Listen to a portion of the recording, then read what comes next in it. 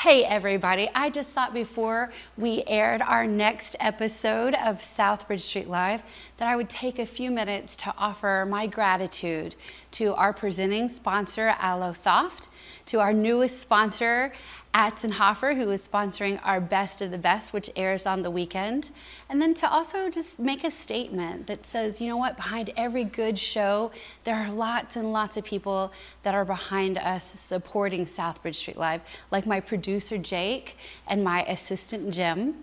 And then, of course, all the hosts that we have who have created their own pilot shows for you guys to view and are waiting for sponsorship. And then a couple of personal shout outs to people who help me behind the scenes, like Ashley from Cotton Bells, who helps with wardrobe, and Stephanie from Beehive, who helps me with hair. And then, of course, Rachel from Bright and Go, who helps to keep my smile bright and beautiful. And then, of course, I wanted to take just a second to thank you, the viewers, because without you, this could not be possible. So just a shout out for everyone to say thank you on behalf of all of us from Southbridge Street Live.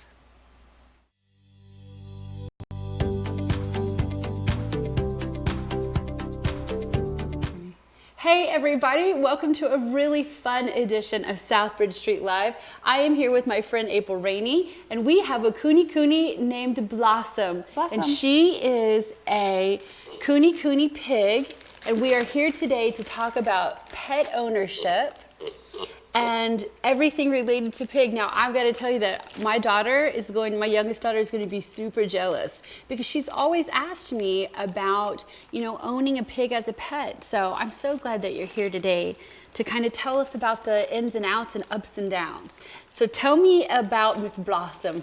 Miss Blossom, she's 5 months old. She's still a piglet. She's a baby. And she is a Kuni. It's an Australian breed. A lot of what you're seeing right now are the mini potbelly mixes. Kunis have a much more docile demeanor. They're not temperamental. They don't have that diva personality. She does because she's spoiled. Imagine you, April. Blossom doesn't want for a whole lot. Oh my God. But, you big mistake. They're very food motivated. Oh my gosh. Perfect.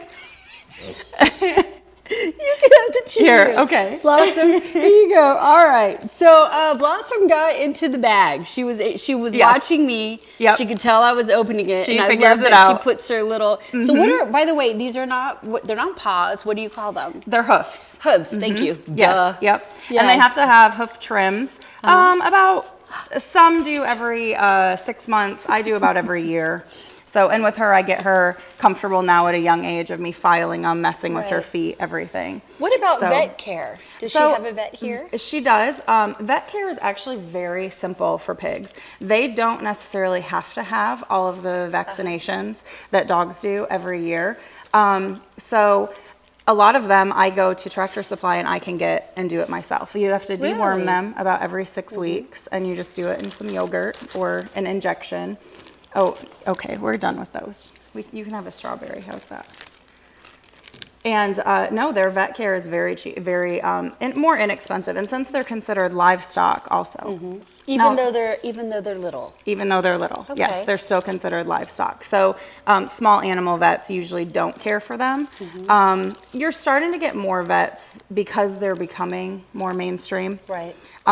You're getting more vets that you can find. Now, April, do you own dogs and cats? I have 2 dogs at home. Oh, really? I do. I have two labs, and I actually have 2 of the mini pigs at home already. So she does have, and they are, she has a pig family. They're the mini potbellies. But I will say, this whole myth of the micro mini teacup pigs, that's what mine are, and they're 150 pounds. Thank you. That's the very first point that I wanted to make, because here's the thing, I think, when you see these tiny, beautiful little pictures on Pinterest of these tiny little... They're babies. Yes, and they don't understand. Girls, well, I say girls, I'm talking to my girls specifically. Girls, these are going to end up being big pigs. Yes. 150 pounds. 150 and pounds. That's a mini. Yes, that is. So the true definition of the micro mini teacup pig myth is, under 200 pounds. So Kunis tend to get, her breed, they tend to get 200 to 250 pounds.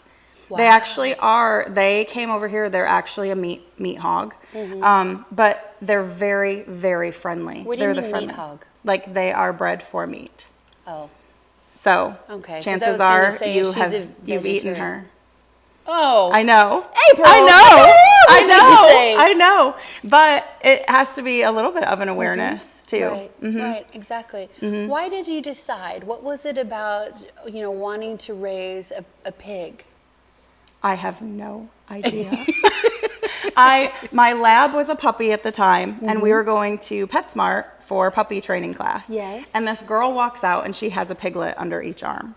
And I stopped her, and I said, "Oh my gosh, that's the cutest thing I've ever seen. Tell me everything." And she was a local breeder in town. Oh, wow. And so I went over there a few times. I saw her whole, all the breeding. Yeah. And she was one of those. We have breeders and greeters, and the greeters are the ones that are going to lie to you and tell you they will be under 100 pounds. They will be 50 So pounds. watch out for that. Be very careful of that. A lot of times you'll go over there and see the mom and dad, and they say they're full grown and they're only 6 months old. Wow. So pigs don't stop growing until they're 3 to 5. Oh, she's enjoying this so much. She loves belly rubs. She's talking. Oh my goodness. She loves there you belly go. rubs. All right. So, but no, and I did my research, and I can tell you can do as much research as you want. You are never fully prepared. You cannot compare these animals to a dog, to a cat. They are toddlers on 4 legs. Are they? And are they always toddlers, even when Always. they're 150 pounds? Always toddlers. And so you're going to have to really be committed to raising Very a much baby, so. a perpetual baby. Yes. They say a bored pig is a destructive pig. And have you seen that? Oh, yes, I have. Yes, I actually had to replace my refrigerator because they learned how to get into my fridge. And my gosh. I had a ratchet strap around my fridge for about a year, and they learned how to open that. They're problem solvers. Wow. And where there's a will, there's a way, especially when there's food. Tell me, too, about their intellect, because that is something that I've heard, that pigs are highly intelligent. Very intelligent. So they actually are, there's an argument, 3rd to 4th smartest animal. Very intelligent. Like I said, they have the problem-solving skills. They're incredibly emotional, very emotional.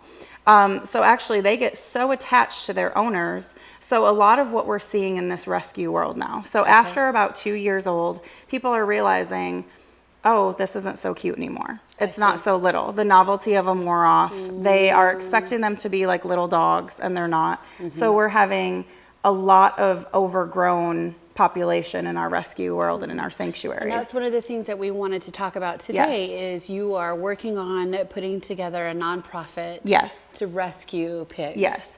So right now, we have our little pig community, our pig world, and I've had mine for about 4 years now. Mine just turned 4. So it's not usual to find somebody that has the pigs at 4 or 5 years old. So there was no Googling anything before. So there's this core group that kind of everybody has had their pigs for 5 years plus. Not all Victoria, it's kind of everywhere. And I do have, we do have local people also. And so one of the women that has helped so much in the rescue world, her name is Yolanda. She's a very good friend, and she has pancreatic cancer. And so we have started a nonprofit in her name, and it's called the Purple Pig Project, because purple is pancreatic cancer. Oh, she's getting violent over here. Come over here. You can have one if you're nice. And so we will be helping other rescues. We're in the works with our paperwork with it. So we'll be helping other rescues until we have our own foundation and land to have our own rescue. And that's something that you want to do here locally. Yes, it will be out of Victoria. I'm going to stop right now because there's so many fun questions, but I want to go right into this, which is how can citizens help? What are some things that we can do as a community to help with the pig rescue? Education is the number one with it. So a litter of pigs usually is about 10. Do you know 10 people that want to take a piglet right now and commit to it for life? No. So huge overpopulating. It's not as easy to find a vet to spay or neuter, a pig with it. So costs of spay and neuter A lot of donations are needed for that, just for not overpopulating. But really, it's all about education first and foremost. You know, if you know somebody, you have to come and be around them before you commit to getting one. Right. You have to. Do you feel like breeders, like if they're not having you spend time with them, they're not really doing good things for the animal? Right.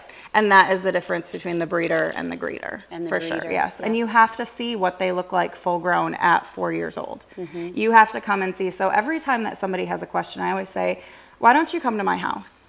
Come meet Matilda and Milton are my two at home. Come meet them. Come interact with them. They're not as friendly as her. They protect their space. They're very territorial. And you'll get to see just the routine. They're very routine oriented, just like toddlers. You know, they need their structure. So that mine eat 7 a.m., 7 p.m. with snacks in between. Snacks are fruits and vegetables and Cheerios. Okay, I'm gonna go into a weird question really quick. Tell me about the poop. Okay, the poop really, it's not nearly as bad as like dog poop. A canine, yes. Anything that eats meat. So because they're more a grass, pellet, fruits and vegetable base, they don't eat meat. So you're not really getting all of that extra protein part. Right. So pigs can have anything with people food. So like Milton, he loves Oreos. And Tilly, she loves Cheeto Puffs. Those are their two favorites. So they'll get them on their birthdays or special occasions. But they can have everything. They cannot have a lot of salt. Pigs don't sweat. So that's why they have the bad rep of wallowing in the mud, because the mud is what keeps them cool. Cool, yes. Now, do you have to provide that in your home? No. Like a place, because you've got air conditioning, it's and I have a doggy regulator. door. They come in and out. No, with it, I don't have to. And really, mine don't like the dirt. I have the Kardashian pigs. You have the Kardashian pigs. They hate water, Why does that rain. not surprise me, April? So, no, but if they're outside, you do have to provide, a mud wallow, a pool. Will you turn this way so we can see how beautiful you are? One more and then we're done. Here, turn this way. Turn this way. Here. And she will sit. No, not on me. Ah. Are you going to make a liar? Hey, sit. No. Are you going to sit? You have to sit for it. Sit. Are they like dogs that can be trained? Yes, because they are so smart. Yes, she's a little bit over eager. Well, right plus now. she's nervous. I mean, she's on air, and this is her first time to. So okay, all gone. And I have to show her here. Sure, and I'll put it all up gone. here. All gone. Do you want to turn? What are some things that you feel are some common misconceptions outside of just that they're going to stay little? That's the biggest. Yeah. I think that size and treating them like any other pet, you can't. You have to have outside activity for them. They are grazers. They do need some kind of grazing or outside something. That's why mine really are not destructive. They haven't ruined my house, torn up flooring like you do here, because they get outside time with that doggy door. And they get to choose their schedule with it. But really, I would say size, and intelligence level. And back to them being so emotional, they do not do well rehoming. You have a lot of pigs out in these rescues that they get rehomed and they go into a serious depression and they will die because they starve themselves, they won't eat anything. They don't handle change well. They're not adaptable. Not like a dog where if you rehome them and they just have love. So it really, you have to look at this. You have a child. And with Blossom, she has been my neediest. They say, your third child, you probably wouldn't have had more if they were your first one. She is absolutely third child. She's very needy. I have to be in her line of vision all the time. Really? Yes. Now, and she did cry out earlier, like she was fussing earlier. So what do they fuss about? She wants food. That's a big one. Sometimes when she is sleepy and fighting her nap, too, or if she has to go outside to potty. So you're talking about a toddler. Like you want her to take a nap and she doesn't want to take a nap and she's having a temper tantrum. Yes, and she will fight it. Yes. Wow, that is really interesting. And they are very easy to potty train. They prefer to go outside. See, she's sleepy right now. Yeah. Oh, So- she's going on night. Maybe. There we go. Is she in line of camera with that? I don't know, but it's okay. She's taking a nap. Yep. So, and she will. She's gotten to the point. She doesn't take as long of naps, but she takes a lot more just quickly throughout the day. So what are her, oh my gosh, that's so, like when you said a toddler, you really mean I it. really mean a toddler, yes. Oh my gosh. And so how many naps, during the day you would say? Like, I would say we're probably up to about 4 short ones now, where before they were like 2 really long ones. does she wake you up in the middle of the night because she No, wants things? no, she doesn't. She doesn't. She goes, they sleep straight through the night. Mine did too, and still do. They usually go to sleep about 8:30, and then she'll wake me up she's waking me up around 6 to have to go potty. So, and I just know when to cut off, no liquids, we eat early, so that, yeah. Was there anything in your education as you were learning about them that surprised you? I think their intelligence factor and the fact, so pigs are the closest to human anatomy as humans. So, I mean, really, if she is sick, I give her what we would take, Pepto-Bismol, Tylenol, all of that. If I get the flu, I can give her the flu. They can actually get our illnesses. If I have a head cold, I can give her a head cold. I did not know that either. That is Yes. incredible. So what are you wanting this rescue to be like? What are you envisioning? I really want awareness out there. People need to know what they're getting into, and these aren't just cute little animals. They need to know their intelligence. They need to know the size. That's a huge part of it. We would like to work with get some of them certified for therapy, to work with cancer patients, nursing homes, special needs children. As service animals. And But that also depends on their personality. They're all different. My 2 at home, I could never do that with them. With her, I absolutely could. So, and that's our goal. I would really like to work with her being a therapy service animal. Are there opportunities for people who say, okay, look, I can commit to the time, it's not my first toddler, that kind of thing, or I have a passion for, rescue, and maybe, because it sounds to me like if they're actually in a litter of 10 and it's not going well, if there's a lot of overbreeding, there's probably a lot of potential for rescue. Yes. Is there opportunities now outside of what you want to put together for people who are interested in rescue? And we can take this in whatever direction we want to, because it's so new with it.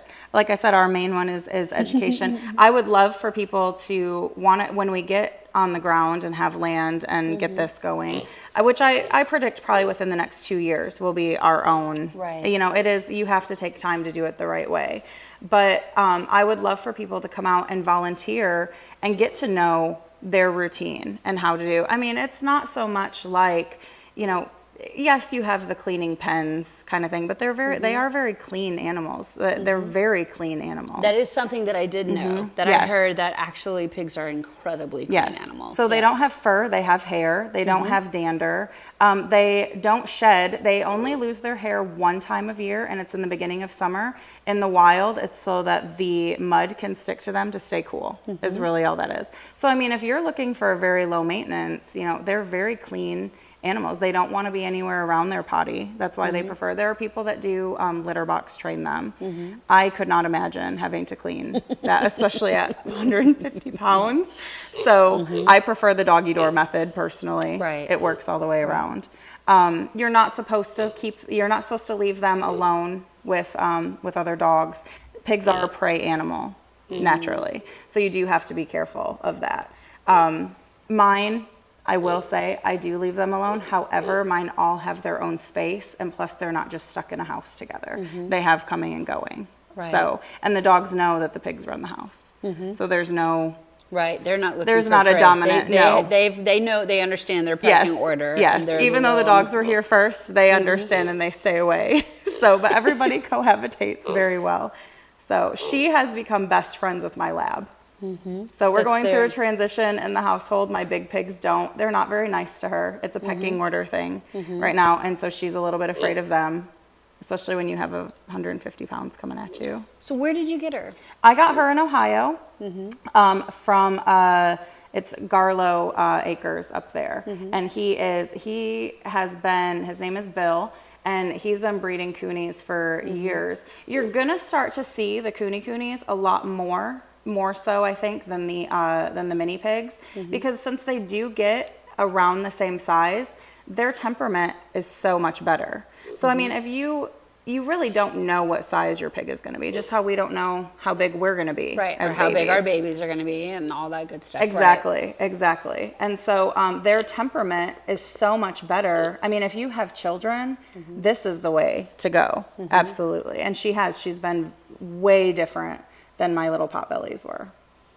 But you still think that rescue is best?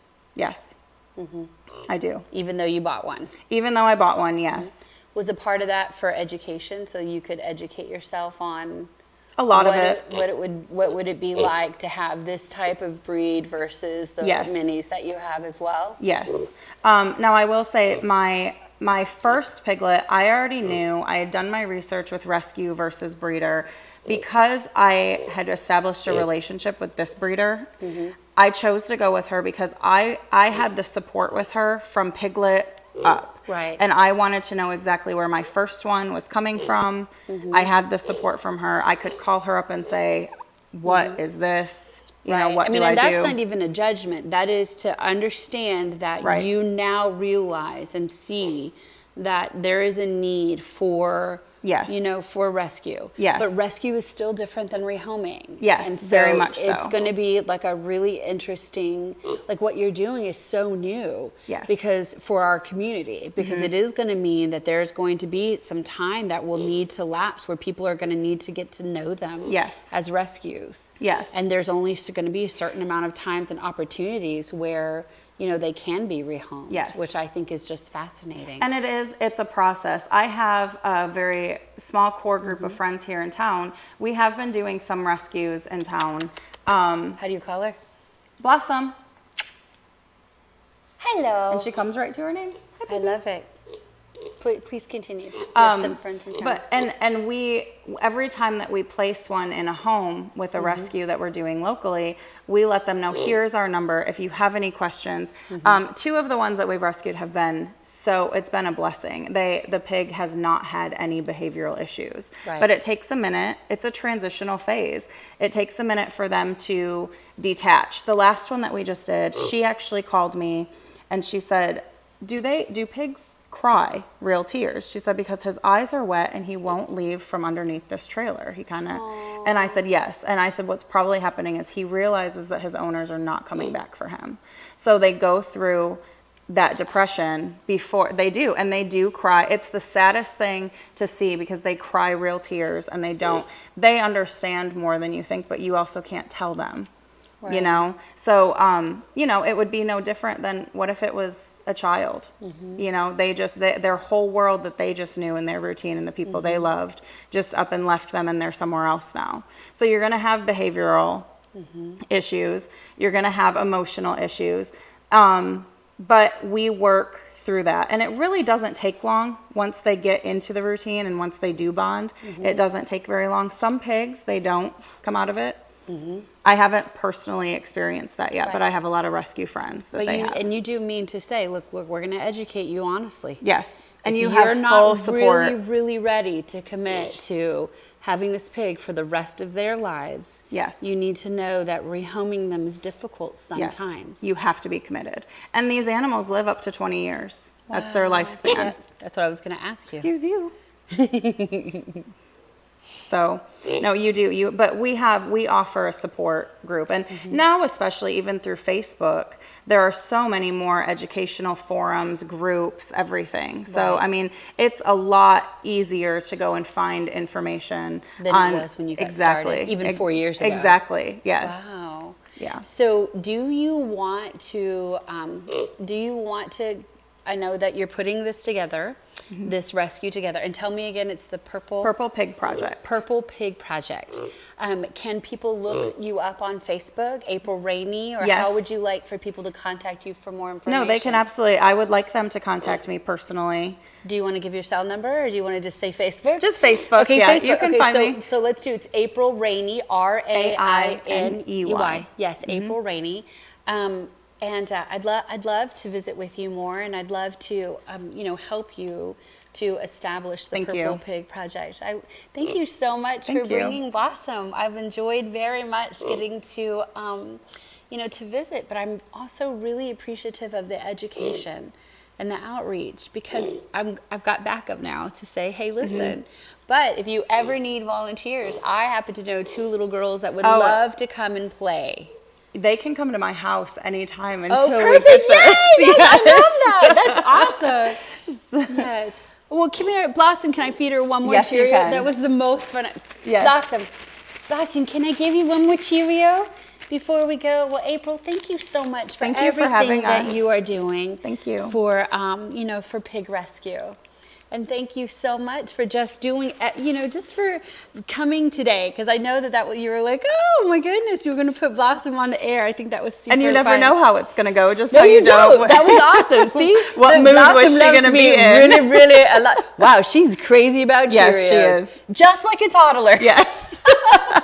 Well, thank you, April, for coming. You. Thank you for Thank bringing you for having Blossom. us. And thank you guys so much for watching Southbridge Street Live.